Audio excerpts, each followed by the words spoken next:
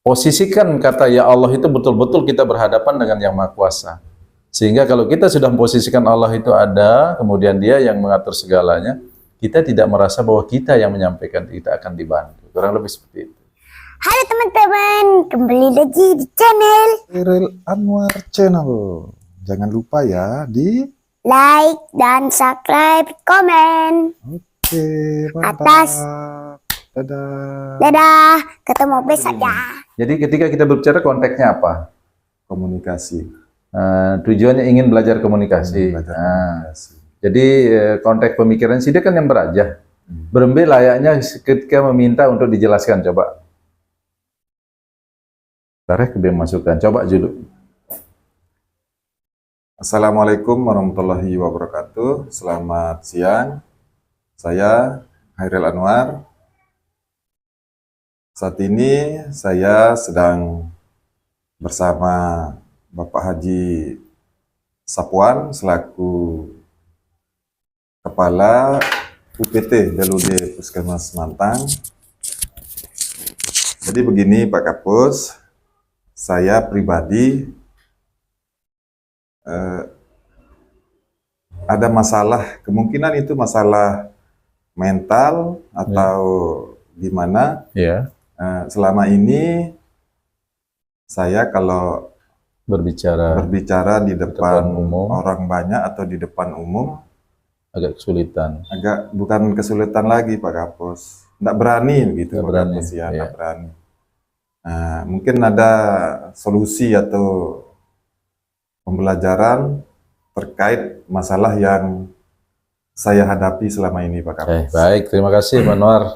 Yang pertama, berbicara tentang sebuah kemampuan, kita memang punya kelebihan dan kekurangan. Sebelum kita lanjut ke teori bagaimana komunikasi, ada hal-hal penting yang harus kita tanamkan di dalam diri kita. Yang pertama, hal apa misalnya? Kita jangan pernah sombong. Itu yang pertama. Sombong bukan berarti kita petantang-petenteng atau gaya, tidak. Tetapi ketika ada di dalam batin kita, saya ini orang hebat. Masa yang gitu-gitu saya tidak bisa, itu sudah sombong. Walaupun tidak terucap, itu sombong. Kemudian ketika kita tidak sombong, di dalam batin kita sudah merasa, saya punya kemampuan sedikit. Sehingga kita akan ada niat dan minat untuk belajar, seperti apa yang kita lakukan diskusi hari ini. Untuk belajar itu tidak perlu hanya kepada kepala puskesmas yang notabene ini dianggap lebih tinggi. Tidak, tetapi dengan orang yang lebih rendah atau di bawah secara struktur lebih rendah dari kita, kita juga bisa belajar. Artinya apa? Untuk belajar itu kepada siapapun bisa. Itulah. Kemudian yang pertama tadi tidak sombong. Yang kedua, ada beberapa kata-kata yang misalnya penyemangat ya. Apa yang saya punya belum tentu Pak Anwar miliki. Begitu juga sebaliknya. Apa yang Pak Anwar bisa belum tentu saya bisa. Nah, seperti itu. Contoh, saya mungkin punya kelemahan di bidang IT karena sudah lahir duluan, contoh. Tapi saya tidak perlu ragu merasa rendah diri karena punya banyak teman untuk membantu, termasuk Pak Anwar juga bisa membantu. Jadi seperti itu pemikirannya. Kita selalu berpikir positif, tidak ada negatif. Jangan pernah kita berpikir ketika kita mau berbicara di depan umum itu nanti kita akan diolok, kita akan dicebok. Ingat satu hal, orang yang tertawa tidak perlu modal. Orang yang mencela itu belum tentu lebih bisa dari kita. Kemudian orang yang tepuk tangan, kemudian orang yang kadang-kadang ngolok macam itu, belum tentu lebih bisa dari kita. Nah, itulah kadang-kadang yang menjadi beban di diri kita. Sehingga yang pertama tadi, jangan pernah sombong. Yang kedua, tanamkan bahwa apa yang orang bisa, belum tentu kita bisa. Apa yang orang tidak bisa, belum tentu kita tidak bisa juga. Artinya di situ ada kekurangan dan kelebihan. Justru dari kekurangan itu, misalnya di saat kita komunikasikan, kita selalu di ujung itu mengatakan bahwa mohon maaf ada hal-hal yang kurang berkenan. Atau salah sebut nama, misalnya seperti itu. Itu adalah lumrah di dalam komunikasi. Yang pertama, percaya diri dulu. Baru lanjut ke kedua. Nah, baru kita masuk ke teori komunikasi. Nah, teori komunikasi, mungkin kalau nanti bisa dilihat di YouTube ya, bagaimana teori komunikasi yang baik. Tetapi setidaknya di dalam gambaran kita berkomunikasi adalah yang pertama, dalam komunikasi itu ada namanya komunikator ya, atau orang yang akan memberikan pesan. Kemudian ada komunikan, orang yang menerima pesan. Nah, contoh saat ini Noar sebagai komunikan, artinya yang akan menerima informasi yang dibutuhkan. Nah, kemudian ada pesan. Ada pesan yang harus disampaikan. Pesannya apa? Contohnya hari ini adalah, pesannya adalah bagaimana kita belajar berkomunikasi. Itu isinya. Kemudian setelah itu bagaimana komunikasi yang baik? Kontak mata, harus berhadapan. Ya, kontak mata, kemudian bagaimana mempertahankan kontak mata terus. Artinya kita menunjukkan empati di situ bahwa kita memperhatikan orang tersebut. Nah, kemudian setelah itu tujuan dari sebuah komunikasi itu apa? Nah, itu sudah ada di dalam diri kita dulu. Nah, contoh kita ambil hari ini adalah yang pertama, saya selaku komunikator yang memberikan pesan. Pesan yang diminta oleh Pak Noar maunya seperti apa. Kemudian tidak yang menerima harus siap, dalam posisi siap menerima. Jangan ketika kita bertanya, ketika mau dijelaskan, kita lain-lain, kita pegang HP, contohnya itu tidak nyambung komunikasinya, seperti itu. Nah, kemudian setelah itu apa tujuan kita? Nah, setelah tujuan kita jelas, berarti pasti akan ada yang kita sampaikan. Kalau kita tidak punya tujuan, ya itu ngerumpi biasa namanya. Nah, contoh, kita ambil contoh misalnya ya. Pak Noar di bidang sarpras, ditugaskan untuk menyampaikan sebuah pesan di sebuah apel misalnya. Tinggal Pak Noar nanti konsepnya apa yang harus saya sampaikan. Pak Noar tentu yang harus disampaikan topiknya adalah tentang seputaran sarpras dan aset kan. Nah, misalnya tentang sarpras apa yang disampaikan. Ayo Pak Noar sudah tahu ini. Nah, tinggal sekarang kita lihat audien. Audiennya siapa? Siapa yang kita tuju sebagai komunikannya? Nah, kemudian apa yang diinginkan oleh Pak Noar untuk menyampaikan ini? Agar audien yang ada itu paham tentang apa yang kita sampaikan. Tentu kita harus menyampaikannya secara detail.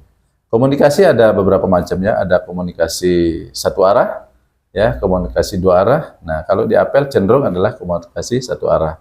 Jadi yang pertama, sebagai pemberi pesan itu harus tetap kontak mata. Nggak mungkin dong. Misalnya kita begini, Assalamualaikum warahmatullahi wabarakatuh. Audiennya di sana, ya. Assalamualaikum warahmatullahi wabarakatuh. Jadi tidak nyambung. Sementara di dalam teori mengatakan bahwa Assalamualaikum warahmatullahi wabarakatuh. Izin teman-teman semua, saya menyampaikan informasi terkait dengan sarpras. Untuk sarpras, kebutuhan kita di mana di ruangan ini butuh ini. Insya Allah di sarpras sudah ada sekian, nanti yang kurang nanti kita tambahkan. Jadi seperti itu, contoh saja. Ya. Karena kita tidak akan sempat berpikir itu untuk yang lainnya. Tapi kalau dari awal kita tidak siap, nah contoh ya, jadi ada juga hambatan di dalam komunikasi hal seperti ini, bunyi-bunyian itu juga sudah tidak benar di dalam komunikasi. Sehingga kita perlu seperti itu dah. Misalnya baterai mic itu akan mengganggu konsentrasi orang yang menerima. Kemudian ada orang suara mukul-mukul seperti ini, tidak benar. Jadi akan komunikasi terganggu karena konsentrasi kita akan terpecah untuk itu. Nah, itu contohnya. Nah, itu sedikit gambaran tentang komunikasi. Yang pertama, saya ulangi, jangan sombong, harus percaya diri, jangan juga overconfident, berlebihan, merasa lebih mampu dari orang lain, merasa lebih pintar dari orang lain, itu susah. Itu adalah konsep diri. Nah, tapi terlalu merasa rendah diri juga tidak baik. Seperti itu. Ya itu gambarannya. Ada lagi mungkin yang mau ditanyakan? Sambilan ngopi, silakan. Sambilan kopinya, tapi sayangnya sendiri ngopinya. Ya, terkait dengan materi sedikit tadi sudah saya kaji di bidang saya di sarana prasarana, Pak Kapus ya. Sebenarnya ingin sekali saya sampaikan, padahal yang mau disampaikan itu Pak Kapus, ya? Maksudnya kegiatan-kegiatan padahal kita kerjakan, kita tahu. Nah, terus waktu disuruh maju atau disuruh menyampaikan di depan umum, tiba-tiba ngeblank Pak Kapus. Tiba-tiba ngeblank. Ya, ngeblank dan buyar semuanya Pak Kapus. Nah, gimana solusi ketika terjadi seperti itu? Baik. Jadi itu tadi ya. Memang itu akan terjadi di siapapun ya. Tetapi jangan pernah putus asa.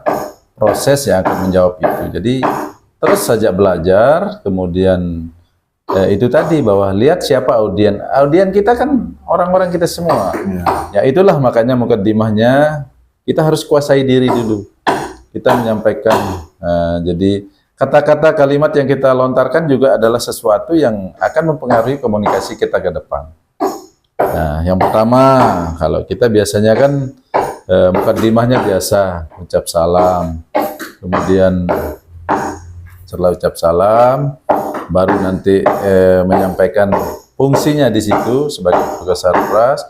Kemudian isinya adalah menyampaikan tentang sarana prasarana, misalnya wastafel yang rusak, kemudian ada ruangan yang mau dibenahi, ada sesuatu yang sudah dipasang dan belum disosialisasikan, disampaikan. Ada sesuatu yang sudah dipasang yang tujuannya apa, harus disampaikan. Sehingga tidak akan keluar dari pemikiran itu. Tapi biasanya kalau ngeblank seperti itu, mungkin di depan kita ada seorang yang tertawa. Jangan terbawa sama orang yang ngobrol di belakang. Kemudian ada orang yang tertawa. Mungkin saja siapa tahu pada saat kita mau menyampaikan bukan tentang isi itu, tetapi misalnya mungkin peci kita miring membuat orang tertawa, kemudian kancing baju kita lepas mungkin akan buat orang tertawa. Mungkin kita baru keluar dari kamar mandi bahkan ya, sleting celana kita belum kita pasang, itu juga akan mempengaruhi orang tertawa. Tapi kita fokus saja. Oleh karena itu sebelum kita maju kita harus siapkan diri. Siapkan diri dulu. Contoh yang sering kita dapatkan adalah ketika baterai mic, kemudian charger wireless, itu akan membuyarkan, baru nanti ke yang lain. Nah, tapi kalau ke lari yang tadi, mohon maaf, itu hanya masalah kebiasaan saja. Masalah kebiasaan. Jadi tidak perlu dipikirkan, yang penting prosesnya harus jalan terus. Bagaimana proses itu bisa berjalan? Kembali lagi ke teori yang tadi bahwa kita merasa lebih bodoh dari orang lain, merasa tidak mampu dari orang lain, tetapi karena tanggung jawab yang kita miliki harus kita sampaikan, itulah yang menjadi modal dan peringatan untuk kita untuk melakukan itu. Nah, jadi seperti itu kurang lebihnya. Intinya adalah percaya diri penting, kemudian tahu apa yang harus kita sampaikan, jangan terpengaruh sama orang di depan. Jadi tips selain itu juga jangan lihat matanya. Ya, jangan lihat mata orang. Walaupun banyak orang di situ, tapi pandanglah ini jidatnya. Jangan lihat matanya. Sehingga walaupun dia tersenyum, lihat aja jidatnya dilihat. Tapi kalau misalnya tersenyum, kita tidak ada komunikasi secara khusus sama personal misalnya, ya. Tapi di dalam hati kita, kelelik nopan itu, kelelik siopan. Jangan demikian. Tapi abaikan saja orang yang tertawa. Anggap orang yang tertawa itu mungkin tentang hal lain. Contoh, ketika kita ngomong, ada yang bisik-bisik sendiri. Padahal yang ditanyakan, saya belum setor LKP ini. Nah, bisa saja. Sehingga kemudian belum juga nanti mau jemput anak saya sekolah. Siapa yang ngantar, mau ada rapat. Itu yang diobrolkan. Tapi kadang-kadang karena kita merasa dari awal kita tidak pede, ketika ada orang yang bisik-bisik, merasa diri kita yang dibicarakan, padahal belum tentu. Nah, sehingga konsentrasi. Ya, kemudian jangan lihat, walaupun di dalam teorinya mengatakan bahwa kontak mata itu berhadapan. Nah, sehingga kan kalau kita lihat jidat atau alisnya kan seolah-olah kita melihat matanya kan. Nah, seperti itu caranya. Ya, bagus. Yang penting untuk niat belajar itu siapapun. Ketika dalam hal ini saya tidak mengajari ya, tapi kita sharing dalam artian. Nah, ada lagi mungkin ada sedikit tips atau trik untuk membangun kepercayaan diri, Pak Kapus. Oh iya. Tip untuk bangun, kembali lagi ke yang tadi ya. Bagaimana kita bisa percaya diri? Yang pertama, yang menguasai apa yang kita sampaikan itu kan kita. Tahu apa yang akan kita sampaikan adalah kita. Itu kita harus pede. Kemudian yang kedua, kita harus menguasai siapa audiennya. Audiennya kan tidak ada orang lain, ya itu adalah teman kita sehari-hari. Nah, kemudian bagaimana kita memposisikan diri sebagai secara profesional. Pada saat kita bercanda, ya bercanda. Harus bisa memposisikan diri itu. Jangan ketika kita mau ngomong serius, ingat tentang candaan di belakang. Siapa teman sehari-hari yang suka bercanda, itu harus dipisahkan dulu. Seperti itu. Sehingga apa yang kita sampaikan itu adalah forum resmi. Ada yang formal, ada non formal juga kan kegiatan-kegiatannya seperti itu. Yang terpenting adalah tetap percaya diri. Oke, terima kasih Pak Kapus atas ilmu-ilmu yang sudah diberikan. Tapi ingat ya, mohon maaf yang potong. Ya, jadi ketika berbicara juga hati-hati ketika kita menyela. Jadi misalnya kayak ini kita lagi ngobrol, jadi harus ada tata krama sopan santunnya juga. Ketika kita memotong izin, mungkin yang potong meluruskan misalnya seperti itu. Dalam hal ini saya luruskan, saya tidak mengajari ya, tetapi bagaimana kita berbagi. Mungkin secara usia karena sudah duluan lahir, tapi bisa juga banyak sekarang yang lebih cerdas, anak baru umur 7 tahun lebih pintar pidato dari kita. Itu tidak bisa kita pungkiri, itu tidak lepas dari mungkin bakat alam, kemudian bagaimana lingkungan selama ini yang mendidik kita. Dari lingkungan kita yang terbiasa hanya untuk duduk ngobrol bercanda di beruga, tapi di dalam forum resmi kadang-kadang kita tidak pede, banyak yang demikian. Oleh karena itu kita harus terus untuk belajar seperti itu. Oh, berarti public speaking ini, komunikasi ini Pak Kapus, ini dari lahir memang sudah dibentuk atau gimana ini Pak Kapus? Ya, oke. Jadi terkait dengan komunikasi, ya walaupun tidak ada penelitian secara khusus ya, itu tidak lepas dari lingkungan keluarga juga. Lingkungan keluarga yang dia maksud adalah mungkin dari kecil kita sudah diajari untuk berbahasa. Secara tidak langsung kan kita juga harus bersikap sopan santun. Ketika kita ketemu orang, kita disuruh salaman. Kemudian bagaimana ketika mau jalan, itu kan komunikasi juga. Ketika dari kecil kita sudah, ketika ada orang duduk harus kita menunduk. Itu juga sudah mempengaruhi. Tapi kalau dari lingkungan kita yang sering mendengarkan bahwa sedikit-sedikit kita dibentak, itu mempengaruhi. Kemudian sedikit-sedikit kamu tidak benar, itu juga sangat mempengaruhi. Tapi ketika di lingkungan kita banyak orang yang dari keluarga kita, banyak yang mengajari kita untuk positif, itu akan pengaruh. Jadi pertanyaannya, apakah dari kecil atau tidak? Jadi manusia itu perjalanan hidupnya adalah dari ilmunya, baru nanti dari lingkungan. Lingkungan yang mana? Ya termasuk hari ini ketika kita berkegiatan, tidak mungkin dong kita tidak berinteraksi. Sehingga kita akan selalu berinteraksi. Di dalam interaksi tersebut kita harus tahu konteksnya. Kemudian apa yang harus kita sampaikan? Posisi kita di situ sebagai apa? Nah, sehingga nanti komunikasinya akan terbangun mulai dari sejak kita mulai. Tetapi kalau masalah tidak percaya diri itu adalah jiwa kita berbeda-beda. Tetapi orang kan putus sekolah SD, SMP, SMA dan selalu diajarkan. Cuman yang sering menghambat itu adalah dari diri kita bahwa merasa terlalu rendah diri, bukan rendah hati tapi rendah diri sehingga tidak percaya diri jadinya. Yang bahaya itu sehingga dia akan menarik diri. Kalau sudah menarik diri dia akan ngomong sendiri. Nah, oleh karena itu kita harus terus belajar seperti itu. Jadi bukan sekian persen itu terpengaruh dari lingkungan seperti itu. Contohnya begini, kenapa saya bilang dari lingkungan? Kalau kita duduk diam sama orang yang pendiam, kapan akan terjalin komunikasi? Tapi kalau kita kumpul dengan orang banyak, kita biasanya ikut ngobrol, diskusi, itu akan mempengaruhi. Tapi kalau kita biasanya malas untuk berbicara, merasa apa yang saya sampaikan tidak berkualitas, kemudian tidak ada mutunya, tidak penting, itu kan hambatan di dalam komunikasi. Jadi anggap saja apa yang kita sampaikan adalah penting seperti itu. Jadi sama seperti ini, hambatan dari sebuah komunikasi. Tadi kita sudah menyampaikan komunikasi itu ada gangguan. Ini Pak Jom ini sudah tahu kita lagi seperti ini. Kenapa harus mukul-mukul pada saat kita itu mengganggu itu maksudnya. Oh iya, tapi tidak masalah ya. Itu adalah salah satu contoh. Gitu Pak Noar ya.